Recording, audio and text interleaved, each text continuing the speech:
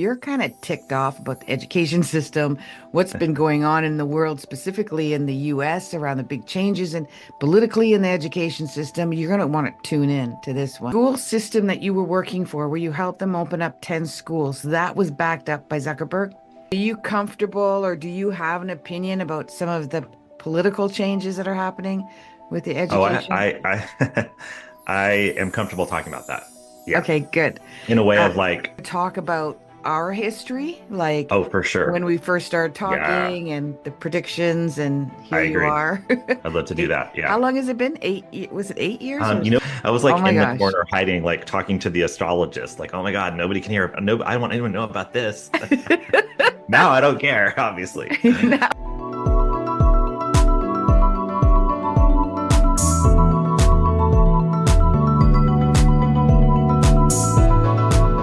hello, everyone. I've got a treat for you. This is a client of mine from 8 to 9 years ago. And if you're kind of ticked off about the education system, what's been going on in the world, specifically in the US around the big changes and politically in the education system, you're going to want to tune in to this one because we've got a future for you that you may not have envisioned, but I believe it should be envisioned by every single parent or anyone in politics or anyone that has any pull in helping us change this education system. Be shocked because I talked to him 8 years ago as a client, and I predicted exactly what he's going through right now. So, for some of you that are waiting for instant gratification, you want instant results in a reading from me. When is this going to happen? I hope it happens tomorrow or within a year. This is going to be a great podcast for you because you're going to see how it unravels and how important it is to be patient with the unraveling. Talking to David Richards. You can find him on changemakereducation.com. And I think that title right there tells you what we're going to be talking about. Welcome, David. How are you? I'm doing well. Thanks for having me, Holly. You are welcome. I couldn't be more proud to talk to you because I have always had my own. Well, I have knowledge of the history of what education was made, created Yeah. to produce with our little soldier children. And I did a reading for you, and I knew that you were an educator. My first thing I saw is that you're going to be a game changer in this education system, or a change maker in this education system in the Yeah. future. And sure enough, I think at the time you were like, I can see that I'm going to start my own school, but it's not going to get that big, Holly. Because I saw you Yep. like opening up several schools across Yes. the continent of the United States. I'm in Canada, you're in the United States. Yeah. In the California area where education is very stringent and strict, and Yeah. it's the forefront of the minds of most parents. I've got a ton of clients in Yep. California, and I would say it's the number one state where every parent is starting to predict their child's education when they're 8 years old. Yep. I'm like, let Yeah. these kids live and have a Yeah. life. So do Yep. you remember that? Do you remember when you were an educator and you decided I want to start my own school and I want it to be different than what I've been experiencing? Yeah, absolutely. I remember I was mentioning to you before we hit record. I remember the reading I did with you because I was kind of like right at the beginning of this massive spiritual awakening and everything was just falling apart and crazy dark night of the soul, all the things, right, that you read about with the spiritual awakening. And I was like, I'm just going to talk to this lady, this astrologer lady, right? This is psychic, wonderful lady. And when in the first like 5 minutes when you said that to me, it was like I knew it was true. Let's put it this way. My heart and my soul knew it was true. My mind and my ego was terrified. And Mhm. I was actually in the second floor of our current school that's graduating its first eighth grade class. So, and we started with kindergarten, first grade, so that you can see how long that's been. And it was like the second week of school, I believe. So it's very memorable because I was kind of hiding in the corner upstairs with the dusty furniture and the lights off. And I was just kind of like, let me meet with this lady because something told me I should meet with you. Yeah. Talking about And you hunkered said down. that to me and I felt that it was totally true, which scared me to death. But Mhm. I definitely sat with that for a while and kept meditating on it. Good for you. And were you a principal then? Yeah, vice so principal? a little bit of the backstory. Before I had started my own school, I actually was part of a very successful growing organization called Summit Public Schools. And I actually helped them launch 10 schools across 2 states. Wow. But it wasn't my vision. I was the Mm. second in command, and I was working with kind of like a very visionary Steve Jobs of the education world, and she's amazing, but it's really hard to be a number two to somebody that's that visionary. And so I needed to be number one. And so I was moving through life knowing that I needed to be quote unquote that guy, as my kids said, like you're that guy, as my kids say. I knew I was moving to be that guy, and I wanted to be the front and not be hiding in the back. And so when I had opened my own school, it was kind of a step in that direction, but I was still playing small. I mean, opening a school is great and it's amazing. It was a big deal. But Yeah. for me, since I had just come out of being the chief of schools of an organization that had received millions of dollars from, Bill Gates, Zuckerberg, it was it was playing small for what I could be doing. So when you said that, I knew that there was something bigger for me in the plans. So let me get this straight. The school system that you were working for, where you helped them open up 10 schools, that was backed up by Zuckerberg? Yeah, and now the model that we built it started in 2003. We have that model now in 300 schools across the US. Okay. District schools, charter schools. Yeah. Yeah. And is it geared towards like higher income, private people that are interested in No, private schools that, no. no, that model is geared towards it's called diverse by design. So it's geared towards all types of students. It's a public charter, meaning that it is paid for through the state or the federal government in the US. And so any child can attend and not have to pay any money. So we served it was usually about 60 or 70% free and reduced lunch, like 50 to 70% students of color. And that's the same way that my current school is operating. Yeah. But with Changemaker Education, I can tell you about it, but we're kind of doing a little bit more. We're kind of expanding access and looking at all different types of communities and schools and that kind of thing. So that was a great experience to help spearhead and help you mastermind your own ideas. And Yeah. usually when that happens, it's because we're going through some sort of internal struggle that Yep. this doesn't align with the meaning of me. Really, Yep. this isn't Yeah. my values. So what was that for you? What was without, we don't want to put down that school system.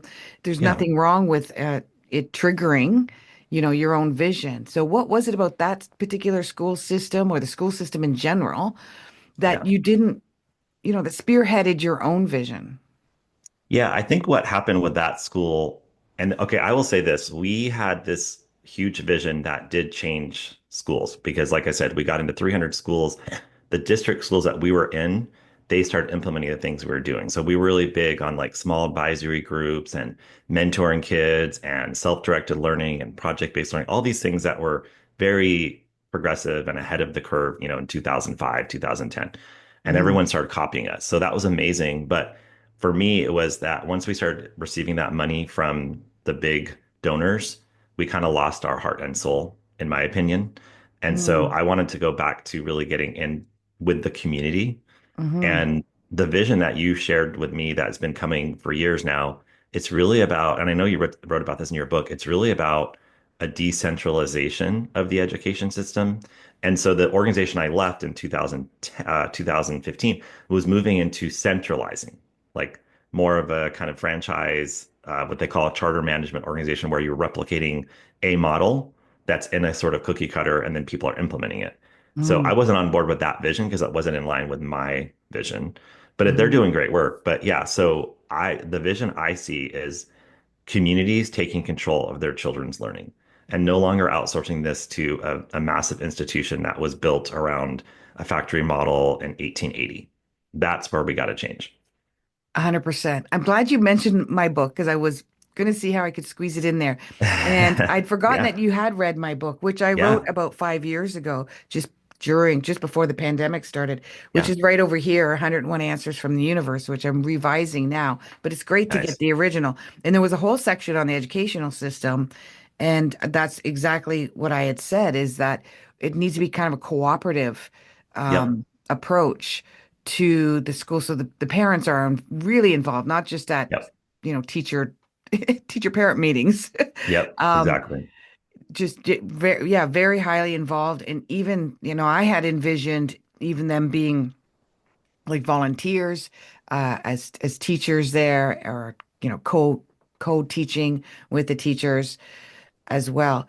And what I really like about your program is if I was a teacher and I wanted to start my own school system in the United States, I don't need a lot of money to No. do that. You handhold them. So can you explain that a little bit? Yeah. And I also want you to explain that you incorporate mindfulness Hmm. into this and there's sort of a Zen feeling Yeah. around it. It's an empowering the child's, I guess, soul and Yeah. and autonomy. And I want you to talk about that as well. Oh, getting so excited now. Yeah. So basically, in terms of like how the school system needs to shift, and my old kind of charter school model that was really successful is public schools can become very clinical. So they'll do social emotional learning, but they'll make it very like science and data backed, which is super critical. We should be using science and data, right? When we're talking about learning data and all that. But it becomes so clinical that you kind of take out the soul piece, you take out the intuition. So part of the vision for changemaker education is that, like you mentioned in your book, like we talked about years ago, that we're empowering communities on the ground to create their own schools. And now there's this really exciting movement in the US, and I think it's moving into other countries called the micro schools movement. And the idea is that you have a small school, anywhere from 5 to 150 kids. And five is like you're homeschooling your kid plus four other kids down the street, and now you have a micro school, right? Yeah. Or you want to do more of like a small kind of quote unquote small school of 150, and maybe it's a K through 12, or it's not even age grade levels, it's ages. So what Changemaker Education is doing, and this has been the vision, right? And it's so exciting when you have this vision and you just keep kind of moving forward day by day. And so the vision just kept coming, and I didn't really understand how to put it together, but I was patient and I waited and I just kept listening to intuition, to guidance, to source. And then I basically was like, okay, this is it. It's basically like an incubator for people to start a school in their community. And then we eliminate as many obstacles as possible so that they can do what they really want to do, which is see the kids, work with the kids. And then we have a mind, body, soul curriculum that we developed that will help you can implement in your school. So basically we're like a mix of an incubator, meaning that we help you get off the ground, but we're also a decentralized network, meaning that you get to be part of a community. There is a guiding, there's a set of guiding values that make us connected, but we're Mhm. also kind of reimagining organizations, right? Because we're saying this is not a top-down organization. This is not a franchise model. This is actually you have autonomy as the founder on the ground. You're in charge. You're a sovereign being. And we're here in the background, basically supporting everything that you do and giving you the templates and giving you the roadmaps so that you'll be successful.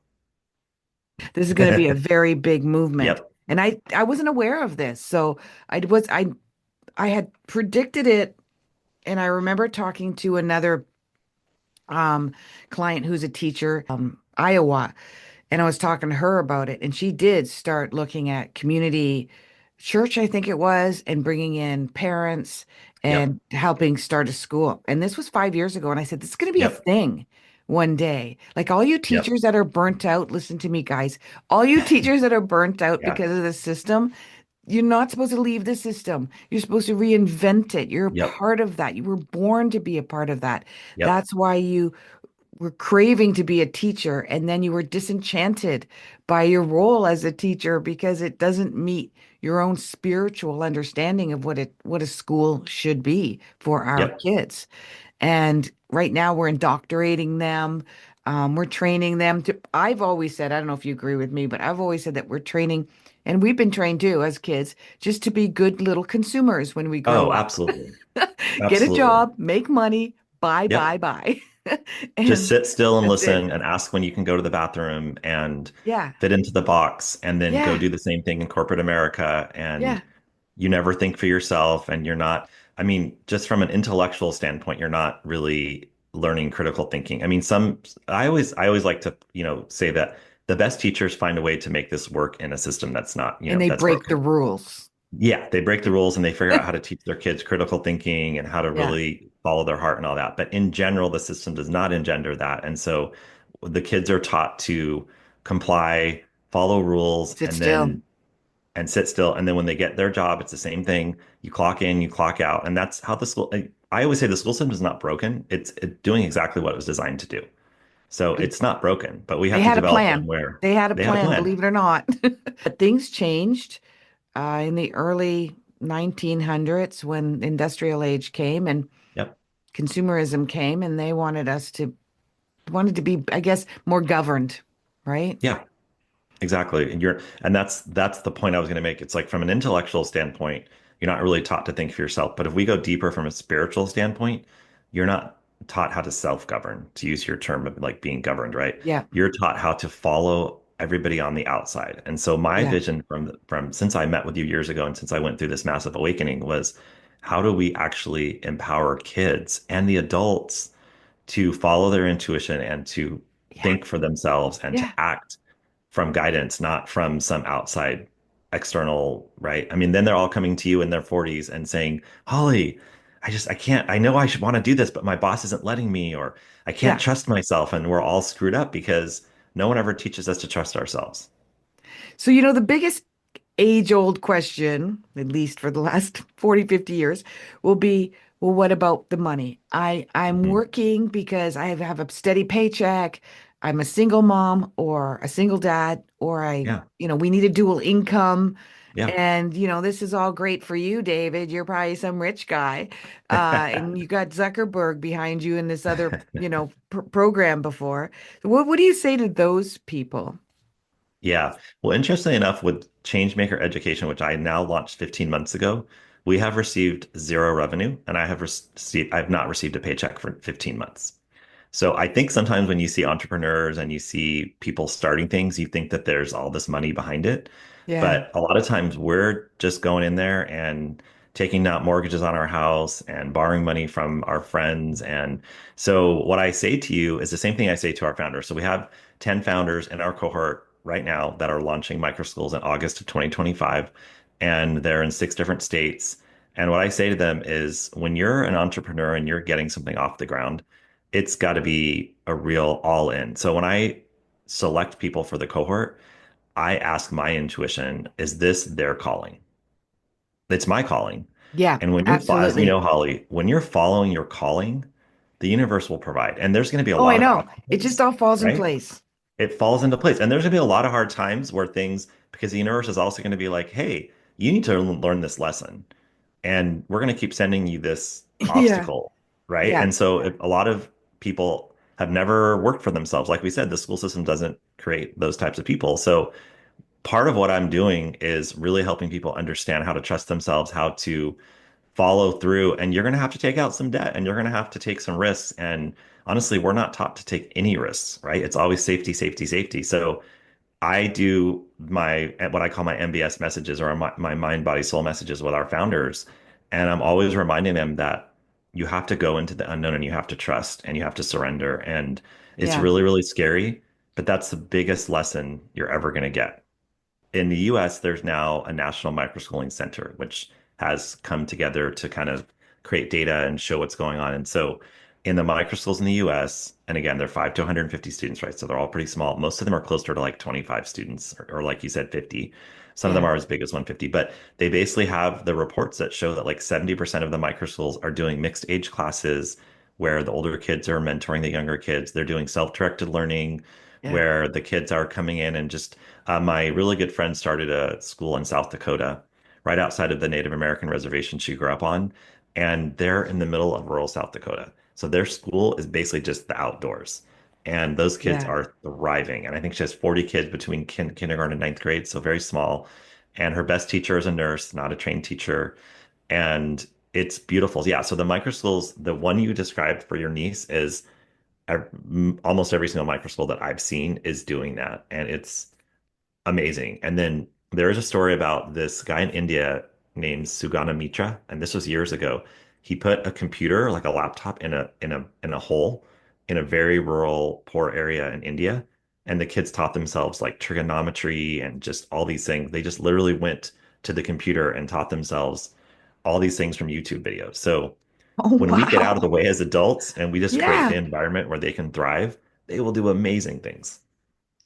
And so I want to talk about since the pandemic, when kids were locked out of the schools, Yeah. parents, some didn't have jobs, some still maintain their jobs. With my clients, when I talked to a ton of my clients, they discovered my kid is struggling in school. She's home and Yeah. she's thriving and she's fine, Yep. but I don't want to homeschool. I'm not that Yeah. person. Yeah. And I want to go to work. And it was so sad to me that that was their only two choices. You homeschool and quit Right. your job, or Exactly. you put the kids back in school. Again, there wasn't a third option, and that's when I, in my head, thought of this your micro school system that I saw Hmm. happening as well. My parents of these children, are they paying me my school to maintain it? Is Yeah. there Well, like an here's the good enrollment news. fee? Yeah, here's the good news. Well, so the pandemic did actually really wake us up in terms of what's going on in schools. Like my kids are in a traditional school, which is part of my journey because I really get to see what's happening. And they were in second and fourth grade during the pandemic, and the teacher would do 1 hour of Zoom school, no breakout groups, just straight up. You sit at your 8 and you're sitting still and listening to a teacher talk for an hour, for 1 hour a day. That was all they had. And so I think we, as parents, were like, wait, is this the school system that our kids, because they don't realize that there's been tons of studies that you can really teach the academics in about 2 hours in one day, right? So the other 6 hours, 5, 6 hours of school are waiting in line, getting your lunch. There's a lot, there's recess and stuff like that. For the most part, it's like crowd control for like, 70% of the day. So it's a lot of socialization and all that kind of stuff. But in terms of the core learning, pandemic showed us that they're only doing 1 hour of actual like academic teaching, yet they say it's all about academics. So that woke up parents, like, what is going on here? And the pod thing didn't come together necessarily, but it did inspire this movement we're in right now with the micro Yeah. schools. And there's an organization called Acton Academy in the US and another one called Prenda. And they both started right before the pandemic.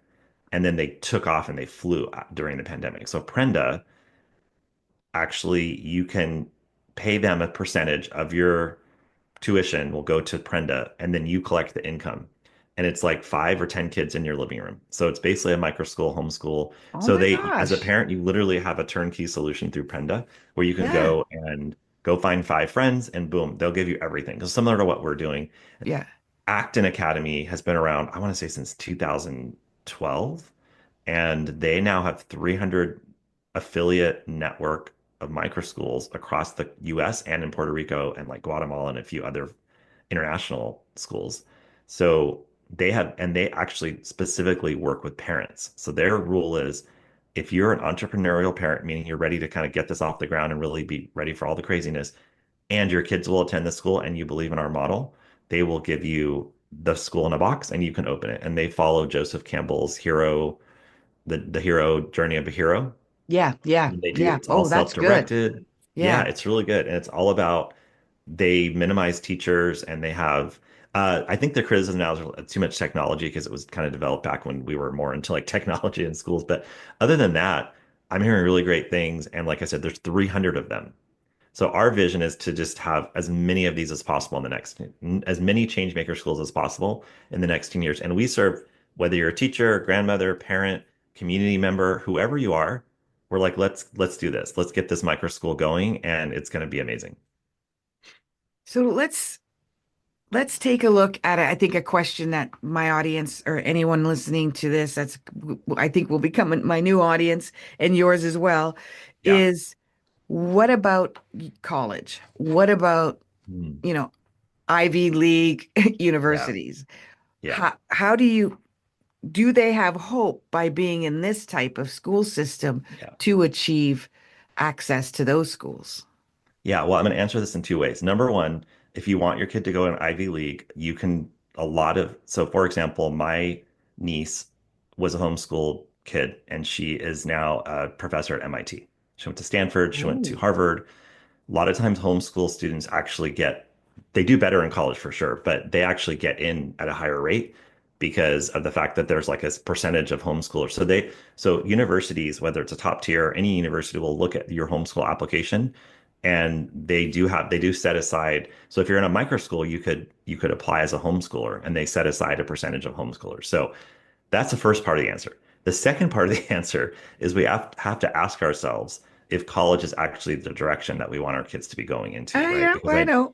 I know in these affluent communities, we get very obsessed with, I want my kid to follow formula that I followed, but Yeah. yet they followed the formula. They got their law degree, they got their MD, they got their fill in the blank letters and their masters. And then they end up with you when they're 40 and they're not happy with what they're doing because they followed the school system and the formula. And the formula doesn't end when you're 18. Now it's like, Yeah. okay, follow the bachelor's degree and then follow this, and then you will be successful and wealthy.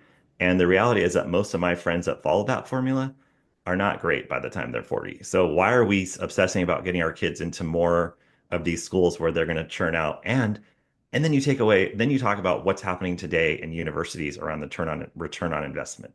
The University of California, when I went there and when I graduated in 1999, it was $12,000 all in tuition, room and board, everything. I think tuition was 5,000 a year.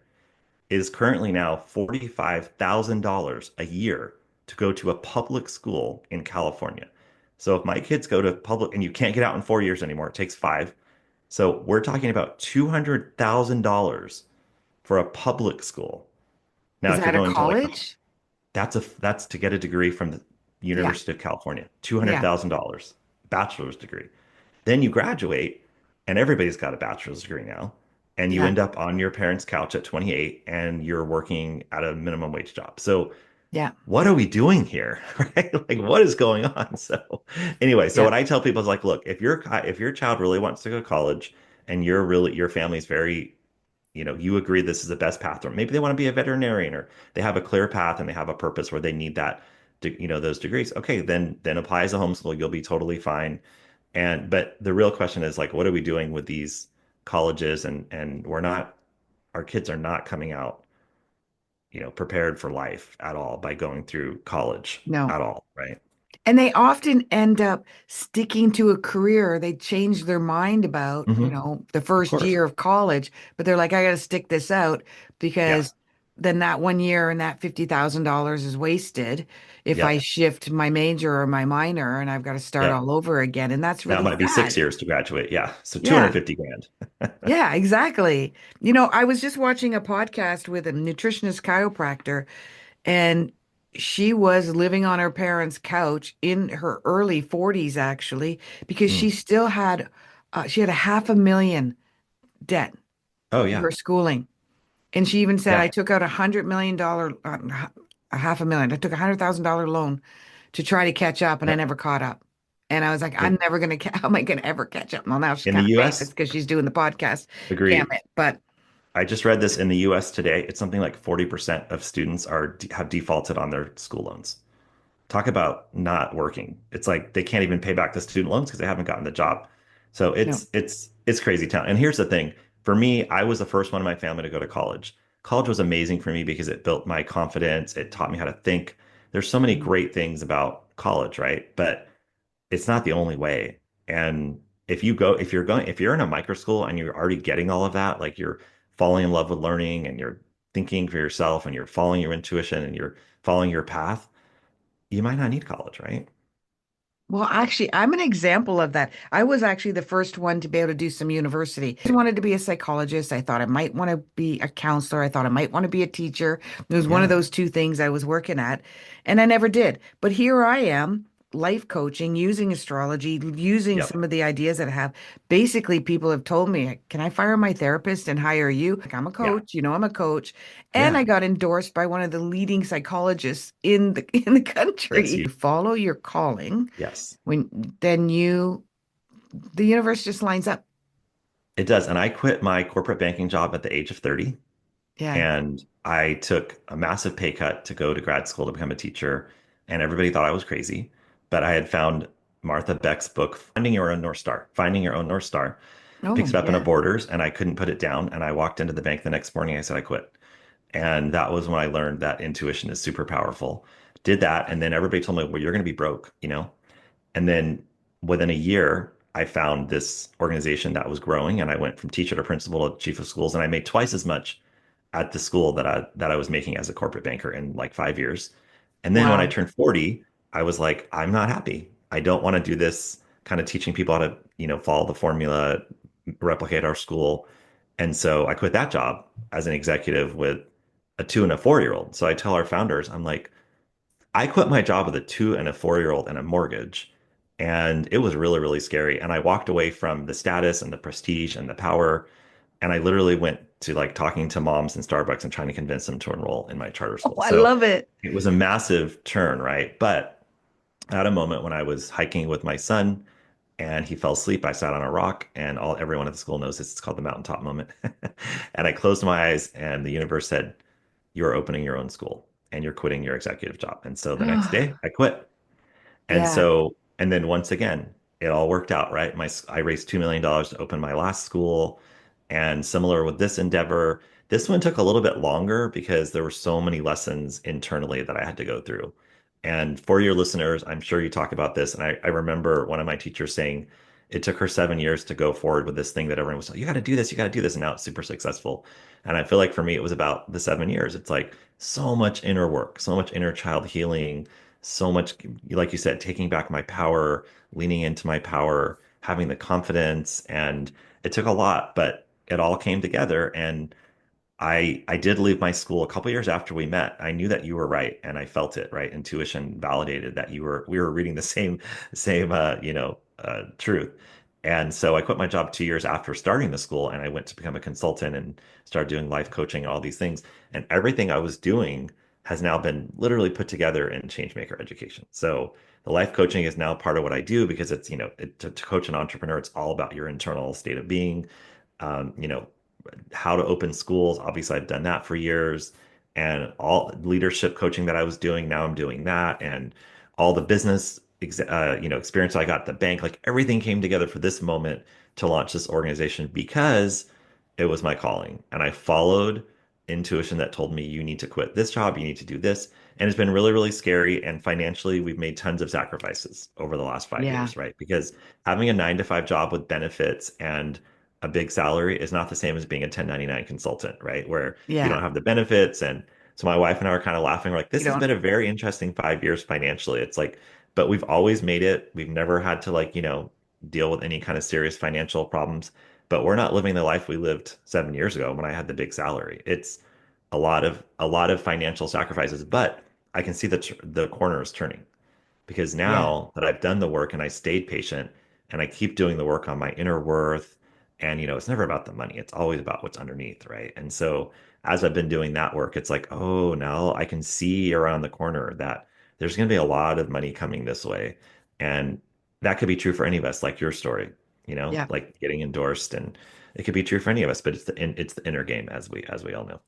You know what I like about the way that you expressed yourself is that you don't you didn't look at your schooling as a failure or a waste of time or your banking job or when you started that you look at it as stepping stones. Like it got you Yes. to where you are today.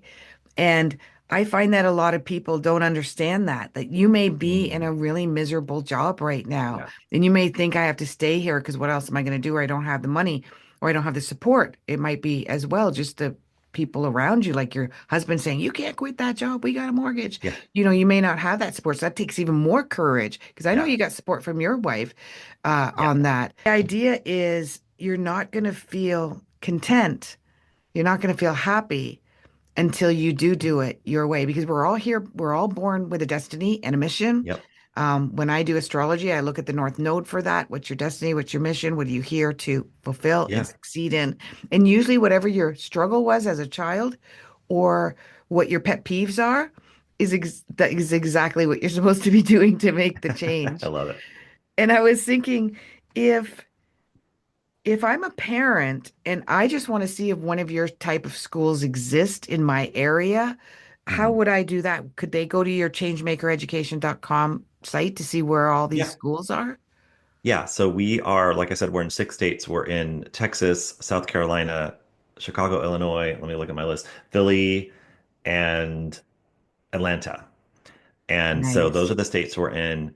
We're not in California and some of the other West Coast states because of the fact that they don't have any public support for micro schools.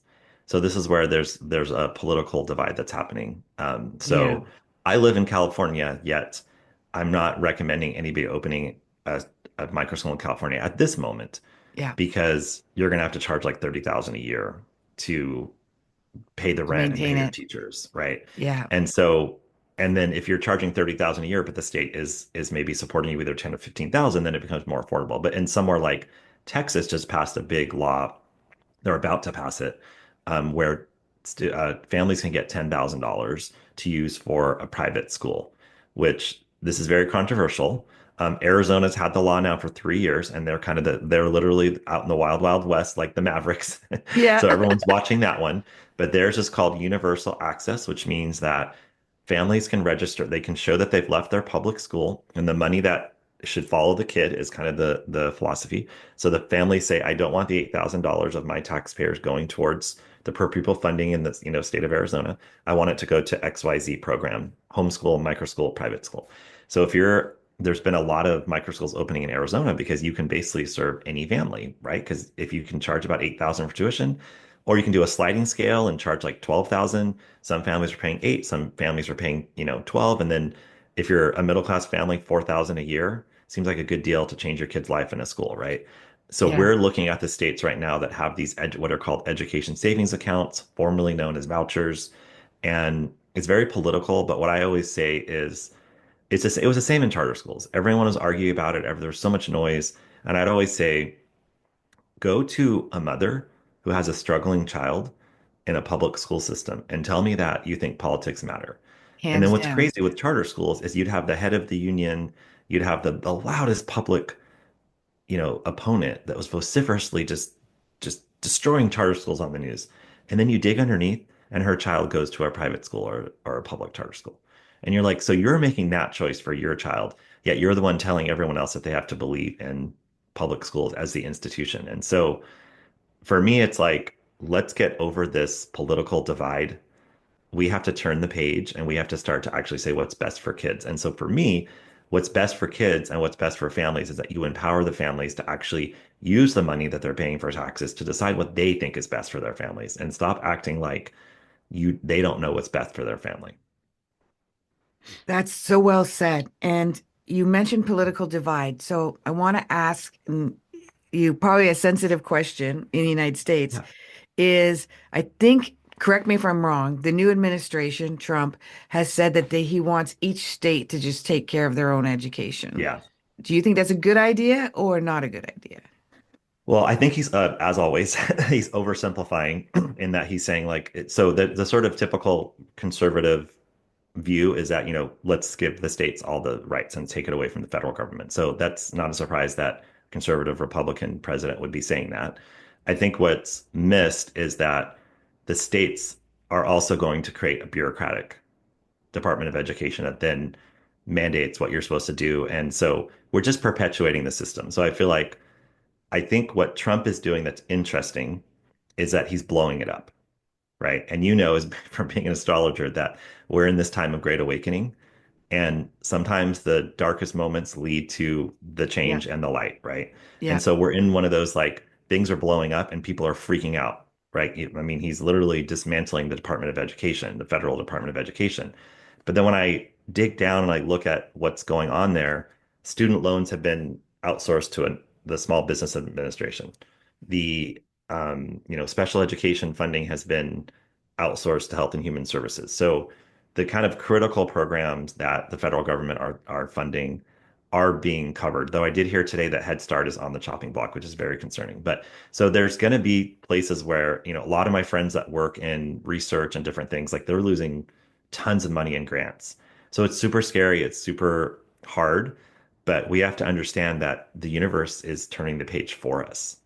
And just like we said, when things fall apart from a personal level, you quit your job, everything falls apart. When I had my dark night of the soul and I was like, what is going on here? And I had my health issues and my facial paralysis, and I was, took 6 months off work and I was just, everything was falling apart. Well, I had to fall apart so I could make this massive change. So we're going through that right now in our education system. And there's so much entitlement, meaning that people are so connected to the funding or the way it is, or this is my job, or this is Yeah. my livelihood, or this is the way it should be, that we almost have to shake it so drastically to scare people to move us to a new phase. So my thing is, let's turn the page. Let's have a vision for the next 30 years of education, which we have with Changemaker, which is empowering the communities and ensuring that the money goes to the families and not a bureaucrat in a state government or a federal government institution that's deciding for me what's best for my child. Now, I did have a client who is of minority, and Yeah. she was worried that the minority uh, states that already struggle with education and getting proper education, that they're going to struggle even more in getting proper education because I guess the Yeah. past administrations have said, well, you have to educate so many, we have to take care of these Yeah. lower educated states. Do you It's think true. that's going to cause a problem for them? Yeah, that's the part that's most concerning to me, like what's happening with the funding for English learners, the DEI, the diversity, equity, and inclusion being on the chopping block. So, yeah, I would say other administrations have focused on that more. Unfortunately, it's not yielding results in terms of if you look at a suburban school district or an urban school district in the United States, the students that are doing the worst are the low income students and or the students of color. So, okay, so yes, it's very scary that these programs are going to go away and things are going to change, but again, what are we holding on to? We're You said holding it on to a wasn't broken really system that's working. not even serving us. So guess Yeah. who the 40% of micro schools last year were started by, fill in the blank, African American parents. No The way. school Oh my God, I system, got chills again. the I'm gonna school make sure system she has been watches this episode. absolutely, the school system has been racist. The school system has been, there's tons of research on how black males are taught and treated in schools. It's clear that it's not working. My friend started a charter school out here in Sacramento because she looked at the county data for academics and attendance and all the things for African Americans and Black students in our county. It was abysmal. So she started a charter school focusing on that. How are we defending that? Like, do we want to keep that system? And so, yes, it's scary, but we need and a change maker. It's almost all Black women. I did not plan that, but the women that have come into the cohort, they're like, we want our children to have a better experience and we're going to take matters into our own hands. So it's super powerful. So Oh yes, my I'm worried gosh. about that from a I systemic, love it. larger issue in terms of funding. But I can tell you right now that communities that want what's best for their children, they will make it happen. And when you're talking about minority communities, they have a huge typically they have a lot of family support. They have big collective communities. They're going to make it happen.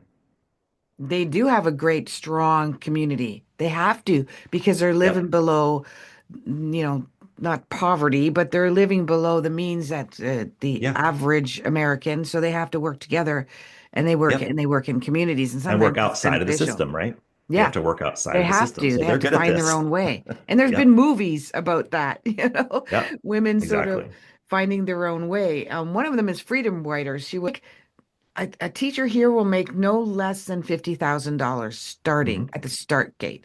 No Yeah. less than that, unless you're an assistant, a teacher's assistant, Right. they make less. But in the States, every single state makes completely different. And I was surprised. I have a By client school in district. It's not even what's the that? state, it's school By district. It's not even by the state. district, Like yeah. in New York California, City is one of the lowest paid yeah, it's teachers. crazy. And Like, it'll be what the different. heck? I have New four schools York. for my charter school. We're like centrally located. So we have four districts within 3 miles of us. One district starts their teachers at 32,000. The other district starts them at 55. And I'm like, this is crazy. Teachers, like when we used to have strikes here, because our teachers would go on strike, everybody would bitch and complain because it's like they got paid vacation, they make I 50, know. 60,000 a year, they get a good Try pension, and be a teacher blah, every blah, day, all blah. I'm day. like, they're taking care of your kids from 8 in the morning till 4 in Exactly. the afternoon. They're teaching them, they're educating them, they're pampering them, they're fixing their Absolutely. boo-boos. They're like, shut up. I know. You They're can't so pay someone underpaid. enough money for me to do that. They I deserve to get agree. paid 100,000 a I agree. year. 100%. But so the mind, body, spirit part, this one part I'm really fascinated by. Yeah. How do you incorporate that into your, because I would think that all of these micro schools that you're helping open, they're following the same model, right? Yes and no. This is an interesting twist. So you're not going to be surprised it's coming from me, but I'm really big on autonomy and sovereignty. Yeah. So we do want them to use, so people are like, so with Acton Academy, they give you the whole thing in a box and you follow their curriculum and do everything. With Prenda, Mhm. it's all in a box. With us, we decided that we want the people on the ground to say, Yeah. I want to do this. So like my folks in Philly, they are doing Freedom Arts Academy.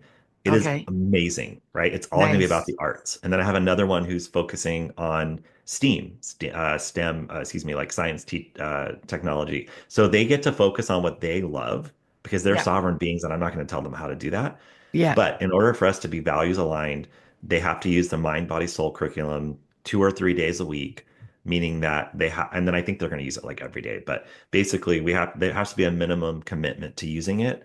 And that's where we're teaching you about, mindfulness and listening to your body and meditation and all the things that you and I, have changed our lives. And so that's a key piece. And because we're doing a mix of public charter schools, private micro schools, and kind of the mix of the education savings account, which kind of is like a mix between a public and private school, they can have more freedom to not make it so clinical. Because, like I said, a lot of the times when they do social emotional learning in schools, they talk about breathing and this and that, but then it's like, it's all very intellectual. It's all in the head, Yeah. right?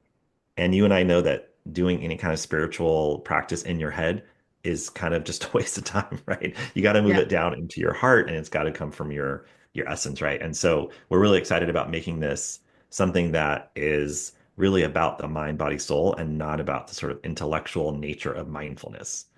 That's what is going to be different for us. And do you train the teachers or the educators or whoever's starting these schools? You said one of them is one of the best teachers is a nurse. Yeah. Are you training them or do they already come to you? Do you find they're already coming to you with this embedded in who they are? They're already mindful, they're already It's a little bit of practicing. that. Yeah, Yeah. like honestly, the law of attraction is at play here. Like we're getting the right people and Yeah. just from a logical standpoint, you write a good job posting in an advertisement that talks about, the values, you do get the right people. But in terms of the teacher, so then they will start and they might hire a couple of teachers. And so we do train them because the problem is teachers are trained to do it in the factory model old way. So every school I've tried to transform, the hardest thing is to transform the minds and the hearts of the teachers. Because like, well, I stand at the front and they sit in rows and I deliver information and they're empty vessels. And I'm like, no, let's do it more like Montessori. Let's say they are here to learn, they're curious, they're here to teach us, and then create an environment where they can do that. So we have to kind of help the teachers unlearn and unteach them all Yeah. the things that they learned. But yeah, we Yeah. train them and we meet. It's all virtual, but we do a lot of trainings and meetings to make sure that they're on the same page. But they come in with the vision and the values, so that we can work with that. That sounds great. I like that. You have a support system. You don't just Yep. like throw them out to the pasture and say, Oh, massive support. Yeah. see ya. Good Yeah, luck. because I'm a teacher like you, right? I'm a teacher. Yeah, So now I'm not teaching 14-year-olds, I'm teaching adults that are opening a micro school. So this is my jam, right? I'm like, all right, let's like we have one tonight for 3 hours. And I'm like, oh, this is good. The best 3 hours of my life. I love it. that's awesome. And like you said, your new government, your new administration, Trump is Yeah. looks like he's throwing all the schools out to pasture too. Like we're not going to be feeding you all of Yeah. this income, and a lot of people will lose their jobs Yeah. from this, and They that's already because a have. lot of Yeah. jobs are being funded by the government because you Yeah. just keep reapplying for the same grant over and over again. And sometimes they just get the stamp of approval without knowing anything, and they get a little bit more because they put on their books that they need more money every Yeah. year. And that happens in Canada as well, too, until somebody says, wait a minute, where's this money going? I don't understand. And it sounds like he just wants to wash his hands of it. I don't want to have to dig in and find out what should be allocated and what shouldn't be. So I'm just gonna like, Yeah.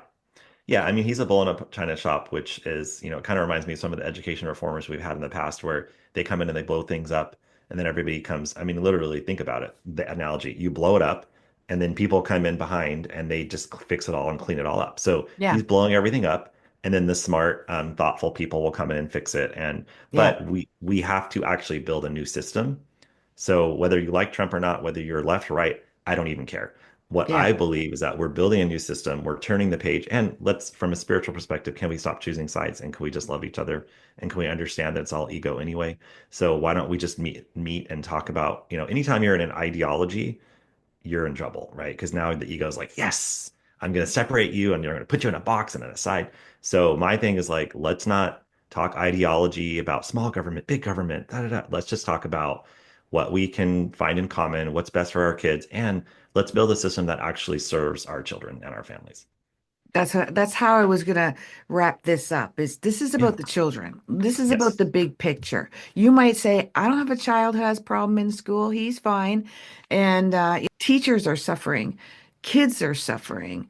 There's the highest rate of mental health issues in kids now Oh, than there's ever been. And there's probably, I think there's something like 38 different types. There's so many diagnoses that now they yep. just call it neurodiversion because they can't you Exactly. can't just name all the, and then each one has its own. And when I look at someone's chart, I look at children's charts quite a bit for Yeah. parents to help them understand who their child is. And that is when I see something like ADD in their chart, which is Oh, yeah. usually a lot of Gemini, Aries, Sagittarius, I see in most cases, I know there are clinically diagnosed ADD or ADHD, but in most cases, I see a child that's multitasking, multi-thinking, multi-curious, and multi-talented. And you can't sit that kid down for an hour Oh, to read a book they cannot stand because they're no not way. interested in it. You just can't do it. You can drug them up, but that's not feeding their soul and that's not feeding what they've come here to do. And it's not allowing them to navigate themselves. So we've got so many kids like this in a system, people like David Richards, and you can find him on changemakereducation.com as well as Instagram, is one of, sounds like a few other companies that are making a difference in the education system. And I don't care if it's like this big or it's this big. And if you're like, I don't want to quit my job, I don't want to be a part of this, reach out to the people in your community and go, are you interested in it? Because if you do it, I'll Yes. send my kid Do to it you. together. Yeah. Yep. Like reach out because some of these people are shy. They don't understand that this exists.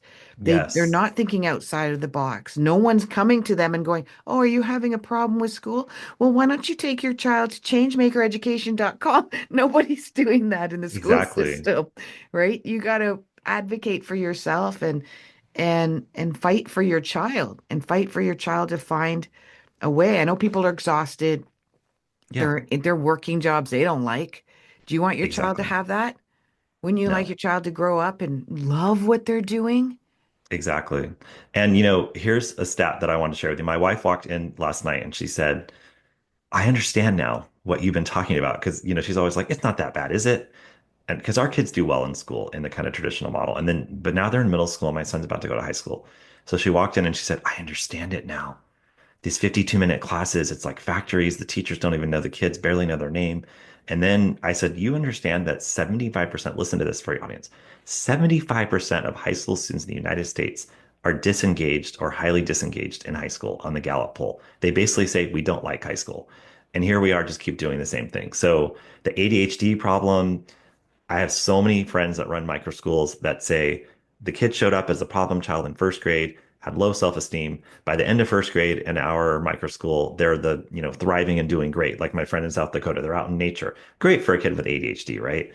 And it's really sad, but yes, for your listeners, if you want to start your own micro school, we can help you. If you're a parent in Texas, these states I listed, go and talk to our founders because then you can team up with them. Or if you're like, I can't start my own micro school, I don't want to homeschool.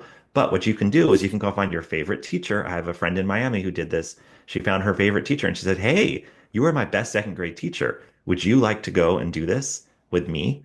And there you go. So whatever it may be, find the people in your community, do it together. This is going to be a grassroots collective movement. This is not going to be one person by themselves. This is not going to be the superintendent overseeing 50,000 kids. This is not what this is. This is literally getting together with the people in your community and creating the change. And so it's super exciting. And I forgot to mention, we also have a podcast, which I can't believe I forgot. So one of the Yeah. gentlemen on my podcast, it's called Changemaker EDU.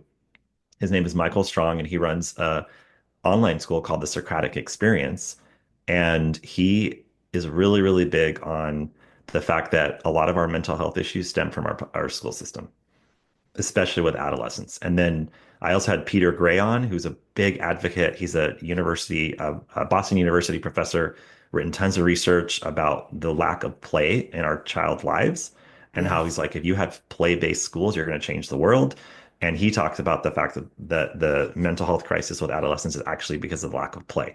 So I'm hearing this from the experts on my podcast, and we already know this intuitively. So we have to get together and change the school system. It's not going to happen from Trump or Biden or fill in the blank Canadian prime minister. It's going to happen from the people on the ground, and then the people at the top are gonna follow.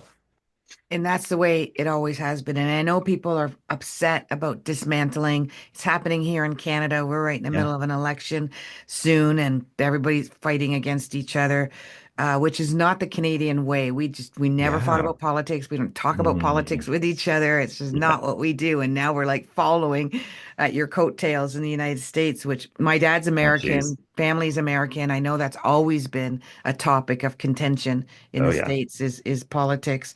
But I really encourage everyone, and there is a way for you to make an income from this, and there's a way that you can help kids. And I don't know if this is just an idea that came to me, or maybe I'm remote viewing it and you're already doing it. But if I were to be going to, I don't know, like here we have Rotary Club sort of big events like pig Mhm. roasts and rib fests and stuff like that. Could I put up a booth and would you provide, paperwork or Mhm. printed material, or I could Yep. print out material where I could showcase and Mhm. advocate for what you're doing, even though I You're can't do totally it remote myself. viewing, Holly. You're I remote am. viewing right now. This is Okay. what our founders are currently doing, and Okay. they're doing it every day. And we basically provide the flyers, and The they're out in the package. community. Yeah, Yeah. we give them all the marketing materials. It's like our brand, but then they get to put their little twist. Like I'm thinking of my founders in Philly, and Yeah. they just did this great pop-up event with all these artists that Yeah. came in so they could see. And then they're going to events in the community for kids. So yeah, they're out in the community, and that's exactly what's happening. This is good old-fashioned community Yeah. organizing, community togetherness, and so it's super exciting. And you know what? If you are really pissed off at your new administration, isn't this a way to get back at them? Like, Yes. screw you. We're going to do this ourselves. Pop up this tent and Yep. hand out all the material and get people to rally with you. And you can even, you know, some people will be, yeah, I love Trump. I'm just doing this because I love my kids too. And some people might be, I don't like Trump at all. We're Yeah. going to figure this out on yourself because you're just wasting time by being angry Exactly. Do and just something. sitting there stewing. Get up and do Yes. And something. several of our founders really speak to this as what they're doing right now as an act of resistance, not even against Trump, just in general, whatever it may be for them, Yeah. whether it's like the racism in the schools, whether it's the fact that their kids, been labeled, whatever it is, this is an act of resistance. And they're not just sitting back and complaining, they're actually going out and trying to create a solution. And I also want to thank all of the kids out there that birthed themselves into this day and age, Yes. that are the squeaky wheels, that are the ones that are advocating for their own mental health by saying, this Yes. hurts, this is hard, I don't Yes. feel well, because we need to listen to you. You are Agreed. speaking truth and you're game changers and you're strong because this is not an easy educational system in this day and age. And you guys are the reason we are doing, and David is doing what he's doing. Absolutely. So we 100%. thank you.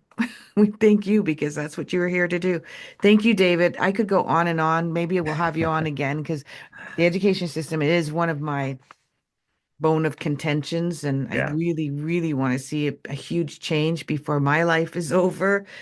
And in Canada, as you said, we can't really adopt that type of thing yet, but maybe we will adopt it later on. Yeah. We do have Yeah. private schools, but they are pricey Yeah. to go to. But thank you. Thank you very much. Thank you for what you're doing. Thank you for following your dream and going through the hardships that it took to get there. And thank you for being a change maker in the education system. Thank you. Thank you. Thanks for having me on, and thanks for lighting the fire all those years ago. Yeah. Oh, it's my pleasure. That's my joy. You just made my day. Okay, everyone. Thank you for listening. Please take your time. Don't wait, 5 minutes. Like right now, as soon as we're done, go to changemakereducation.com. You email David's personally going to look at those emails Yep, I and am. get you in the right direction and talking to the right people. If you're confused, Yep, if you're lost, even if you're scared, he's a coach. Even if you're scared and you think, I don't know if I'm going to do this, just yep. talk it through and you might say, this is not my thing, but at least reach out. David Follow K. your wish intuition. Yep, Follow your intuition. That's right. You know, they say it takes 3 seconds to follow your education. yep. That's amazing. Education. Oh my gosh, your intuition on Yes. education. Yeah. If you don't, then you'll probably, but it's not like intuition's kind of weird. It just keeps knocking on your door Yeah, until it you does. finally It does. answer. Okay, everyone. And some of the links that he had mentioned, I'm going to put down in the description as well. And share. If you know anyone who might be interested in this, share this video with them so this can educate them. Again, thank you, David. Thank you, everyone, for watching. Namaste.